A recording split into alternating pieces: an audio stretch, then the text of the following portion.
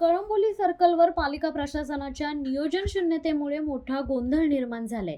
केवळ 6 महिन्यांपूर्वी लाखो रुपये खर्च करून बांधलेला अत्याधुनिक बस थांबा आणि सार्वजनिक शौचालय आता सायन पनवेल मार्गाच्या विस्तारीकरणामुळे तोडावा लागणार आहे। रस्ता रुंदीकरणाची पूर्ण कल्पना असतानाही पालिकेने ही बांधकामे कशासाठी उभी केली, लाखो रुपये पाण्यात का घातले गेले, असा संतप्त सवाल शिवसेना उद्धव बाळासाहेब ठाकरे गटाचे नेते प्रदीप ठाकूर यांनी उपस्थित केलाय।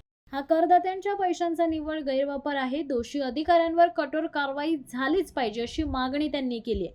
प्रशासकीय समन्वयाच्या अभावामुळे झालेली ही ऐतिहासिक चूक जनतेच्या माथी मारली जात आहे। उड्डाणपुलाच्या कामामुळे सायन पनवेल महामार्गावरील आता 30 ते 35 लाख रुपये खर्च करून जो सार्वजनिक शौचालय आहे आता त्याचं काही महिन्यापूर्वी उद्घाटन झाले। हे जर महानगरपालिकेला माहीत असून